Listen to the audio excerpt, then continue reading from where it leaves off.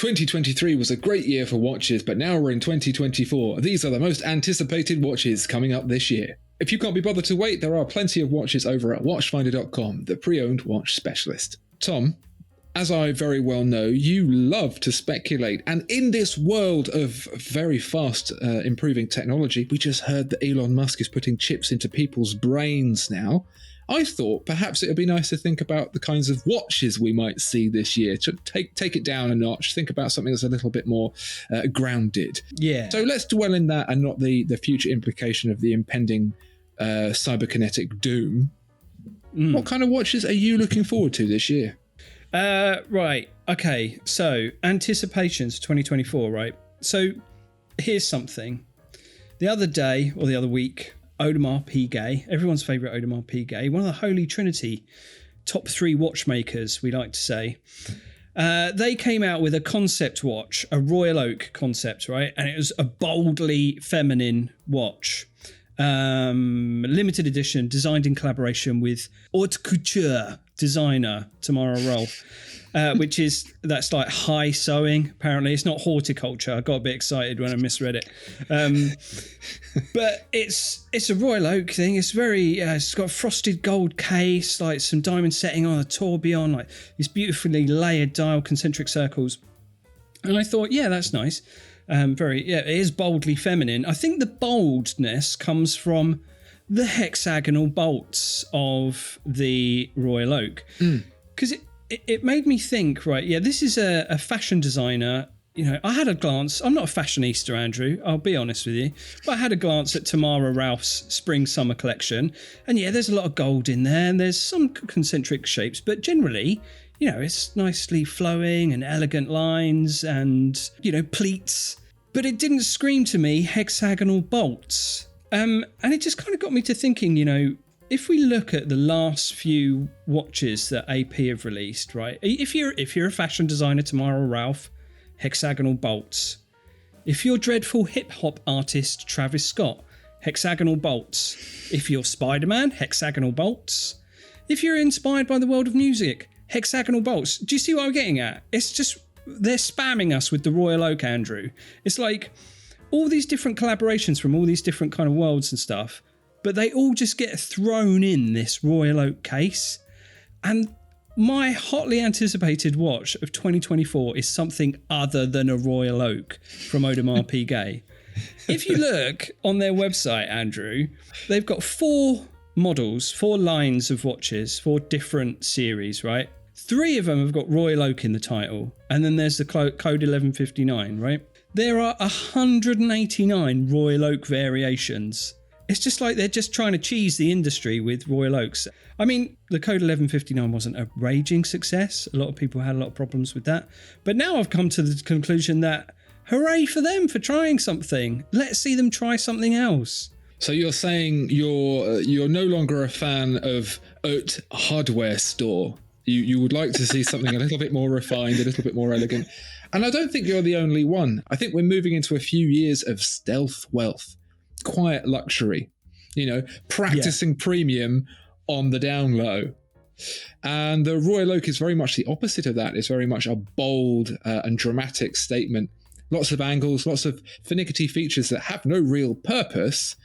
And perhaps we would all like to see something a little bit more pared back. We saw the release of the Bulgari, which is, of course, a bold watch with the word Bulgari written around it. But it's a bit more reserved. It's kind of gold. It's thin. It's subtle for the most part, except for the big Bulgari lettering. And by comparison, the Royal Oak feels incredibly fussy.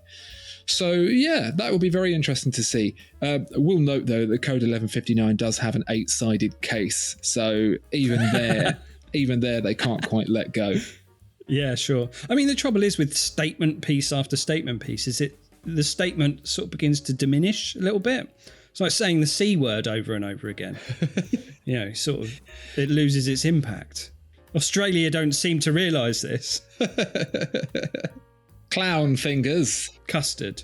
That's a very interesting thought, Tom. I'm going to perhaps be a little bit more selfish. While you look outwards to make the industry a better place, I'm simply going to describe a watch that I'd like.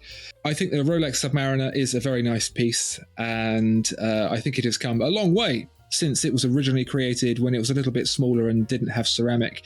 All of those improvements that have been made over the years have really drastically changed it into something else. Very different and very unrecognizable. Kind of.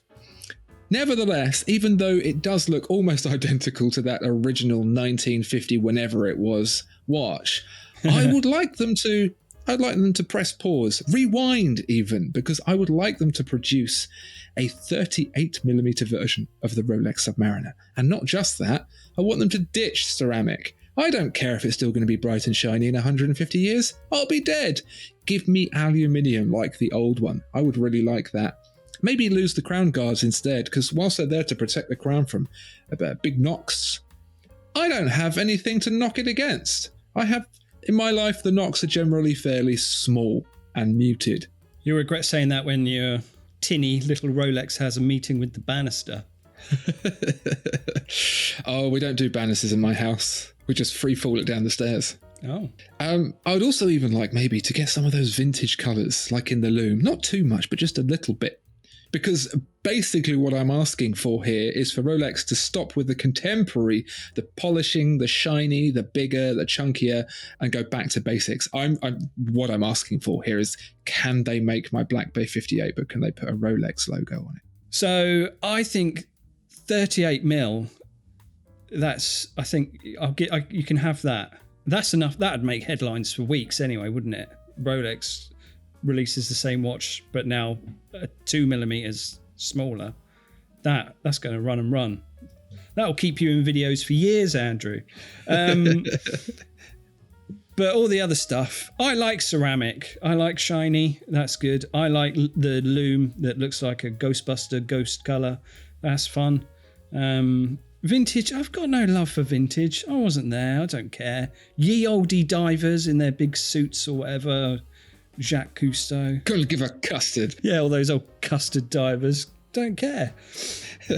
Well, Tom, anticipating your absolute revulsion of my idea, I would like to downplay that wish ever so slightly. Could they make the Black Bay 58, but could they improve the crown and bezel edge a little bit?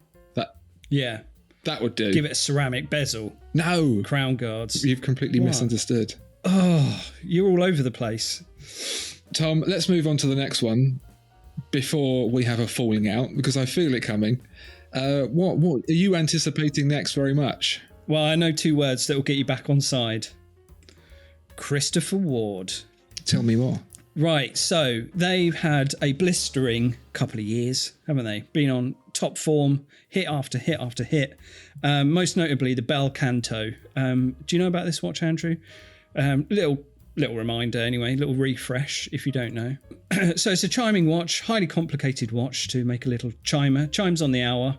Very nice. Nice sort of skeletonized movement, so you can see all that loveliness. You can see the hammer, see the gongs.